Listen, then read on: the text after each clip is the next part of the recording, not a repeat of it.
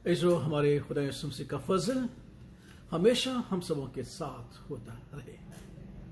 इसो हम अपनी खास और कीमती चीजों की हिफाजत करते हैं और हम सब ये जानते हैं कि उनकी हिफाजत इसलिए की जाती है कि वो हमारी मलकियत होती है और वो कीमती होती है। दौरे हाजरा में हम अपनी कीमती चीजों को बैंक लॉकर्स में रखते हैं या फिर गार्ड्स मुकर्रर करते हैं ताकि कोई हमारी खास मलकियत को ना तो चुरा सके और ना हमें नुकसान पहुंचा सके।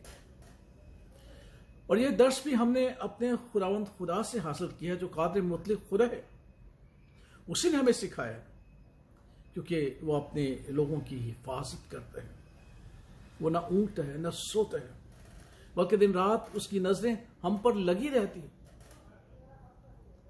मुकद्दस पतरस क्या ही खूब बात हमसे शेयर करते हैं कि हम खुदा की कादिर मुतलक खुदा की खास मलकियत है। हम उसकी खास मलकियत है और ये मलकियत उसने ऐसे ही हासिल नहीं की बल्कि ये मलकियत उसने अपने इकलौते बेटे हमारे खुदा यीशु मसीह के बेशबहा और कीमती खून के वसीला से हासिल की।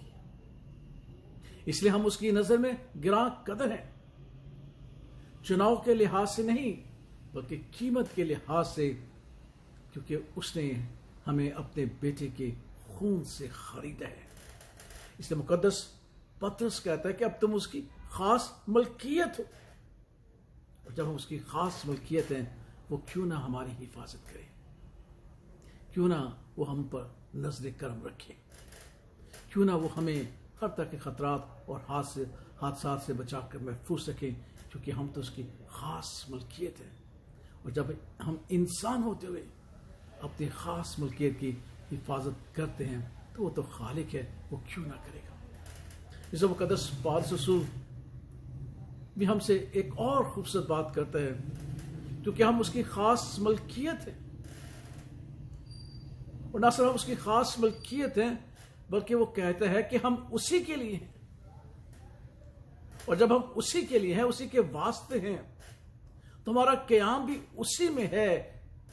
इसलिए वो हमें हमारा कयाम जो है खुदावंद यीशु मसीह में बख्शता है और उसमें हमारी हिफाजत करते हुए हमें महफूज रखता है जब तक कि वो दिन जिसे आखिरी दिन कहा जाता है ना आए, जब तक कि हमारा खुदा यीशु मसीह हमें लेने के लिए ना आए इस दुनिया में, इस जमीन पर, तो हमें महफूज रखता है।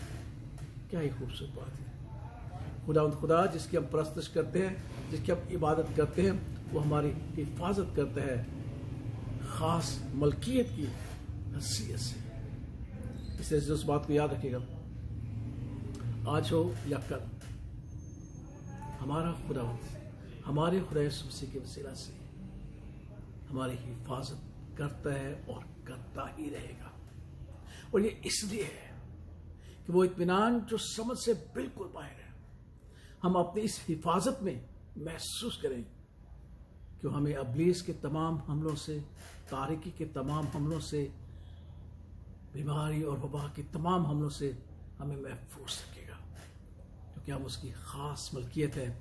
और जब हम अपनी खास मलकियत के लिए हम अपनी जान, अपना तन मन लगा देते हैं तो वो तो खालिक है, उसने अपने बेटे को कुर्बान कर दिया ताकि हम उसमें हमेशा महफूज रहें। और जब हम उसमें हमेशा महफूज रहें तो आइए अपनी ज़मीनी ज़िंदगी को उसी में खुशी और खुरमे के साथ गुजारें और उसकी तारीफ और सताइश करें।